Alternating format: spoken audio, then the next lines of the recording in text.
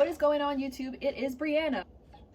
Back here again with another YouTube video. I am back here eventually for my 3-month story time. We are now less than 3 months out from my ship date, which is August 2nd, leaving home the 1st.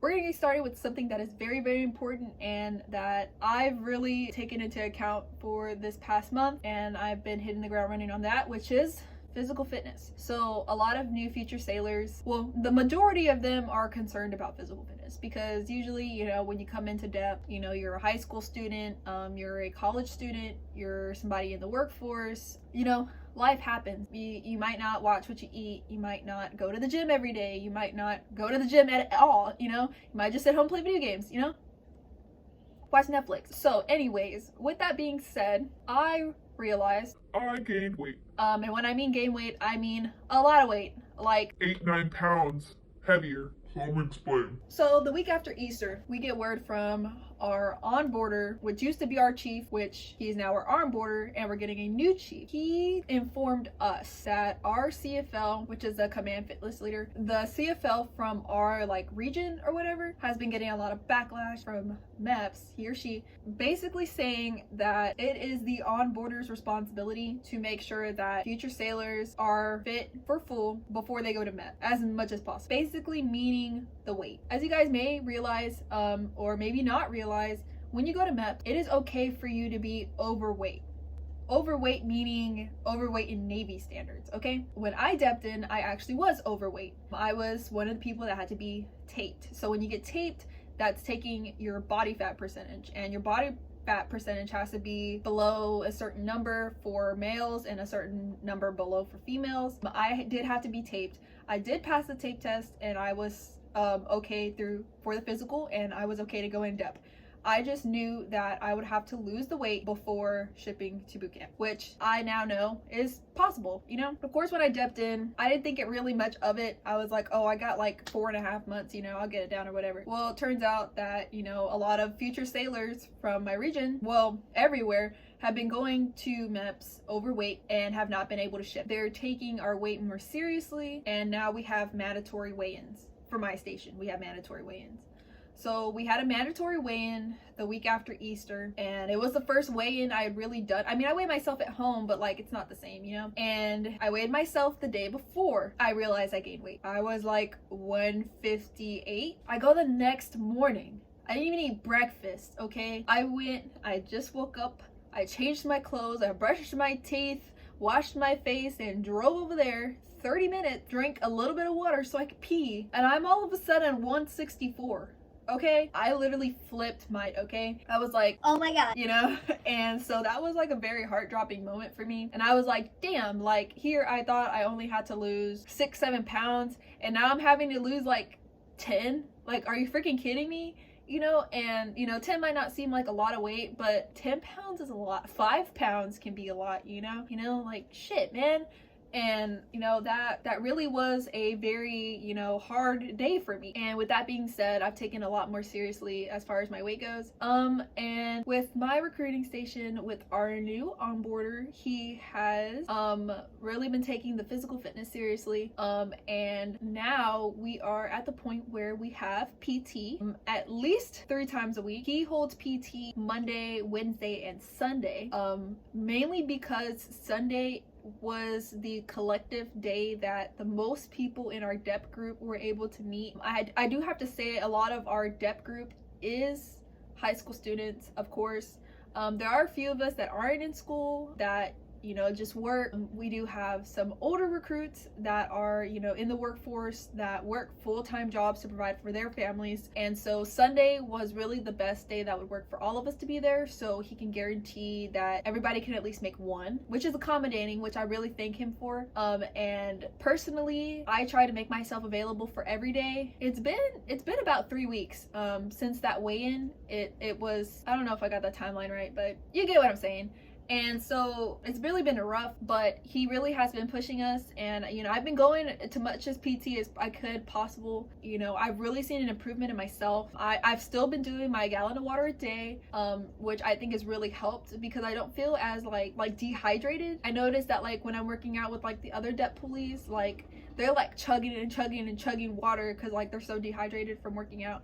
And like I find myself like drinking like normally, and so I feel like that's a good thing. If you haven't already started that, future sailors, get on that, because let me tell you, I think that's one of the reasons why I have been able to drop weight. So since that weigh-in, I've dropped roughly 3 pounds. I weighed myself a few days ago, and I was 161. I'm hoping I can weigh myself maybe next week and see how much that's going down. And another thing I want to point out, which I said in my last video I would not do, I'm going to the gym. Okay, so my mom got a gym membership because my mom, she's kind of using me as her crutch to like go back to the gym, and me and my mom have become gym buddies. It's been pretty cool. We hit the gym after work whenever I'm not home to go to the dep PT. Pretty much I've been working out roughly 5 days a week now. You know, it took me a little bit to get there. You know, the first week I was huffing and puffing, you know, and I just kept telling myself, you know, you gotta push yourself, you gotta push it, like you gotta keep moving forward, like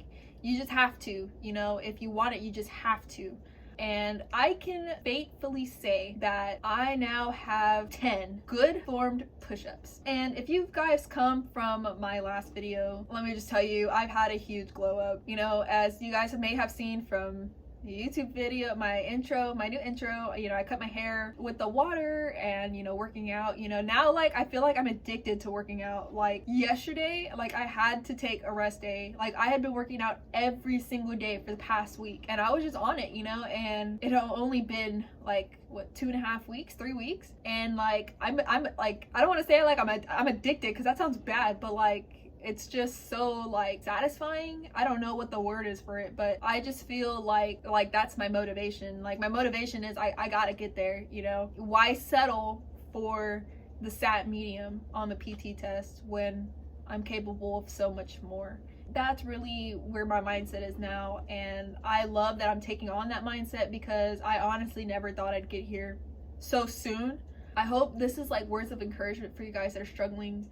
A few exercises that have really been helping me, because really the only reason I'm in the gym is for strength training. I don't want to like speak on it because like I'm not like a PT expert, I'm not a personal trainer, I'm not, you know, I'm not super fit, but like I can see the difference in my body now that I'm strength training and I'm working out like with the dep group. My body feels like I feel my muscles growing stronger. Like my biceps are coming in, you know, like my back is starting to get like more toned, you know, like my triceps are starting to feel like, you know, like when you flex, I don't know, like your body just like feels it. I don't know, I just feel it a lot more. Okay, something that's really been helping me out, we do like a little sequence. So for like the push-up, we work it out, but do the full set, do the full amount of reps, but do as much as you can on your feet, and do the rest if you can't get them all on your feet, on your knees. So everybody has a stigma around doing knee push-up, but honestly, like once you get the form down right, like you can still feel it in your upper chest, you know. First, it's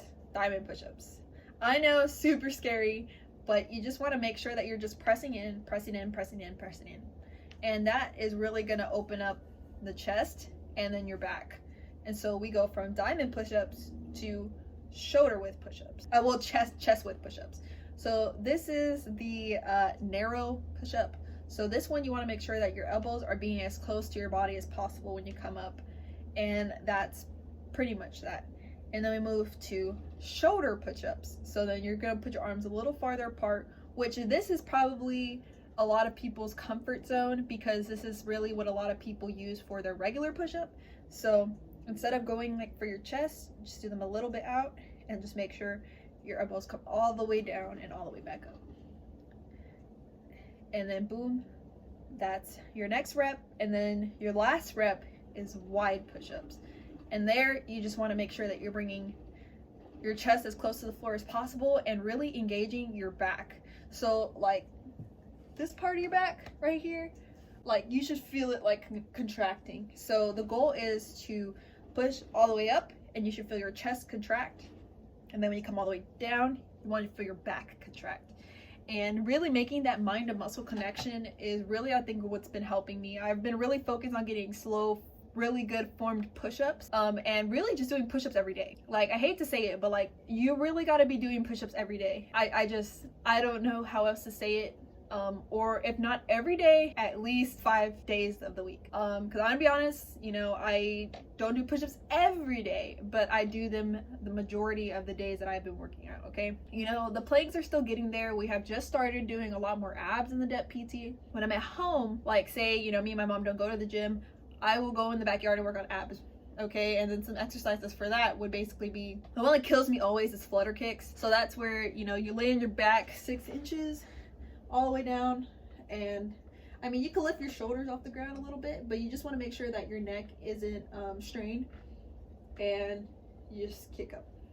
And your feet, you want to just make sure that either both your feet are flexed or both your feet are pointed. You just got to make sure you pick one or the other. I don't really feel like there's a difference, but I usually do mine pointed, and we do them in 4 counts. So really we'll do 10 4 counts. So 4 counts, you know, 1 2 3 1 1 2 3 2 1 2 3 3, and go however fast or slow that you like. You just want to make sure that everything's slow and controlled. Okay, you know, do your plank, of course, do your plank, do your push-up, your plank. The thing that has been probably getting to me the most is now actually the run. Before I said I was, you know, a runner. She's a runner, she's a track star. You know, I did used to run a lot. Now I'm actually finding like I don't like to run as much anymore, you know. I'd rather be in the gym. So really I've been combating that by at least hitting the treadmill for 20 minutes every time I go to the gym, whether that's running the treadmill 20 minutes or that walking the treadmill for 20 minutes. By walking I mean like a fast-paced mall walk, if you know what I'm talking about, like the, you know, doing the arm swing and all that, so you can still get your heart rate pumping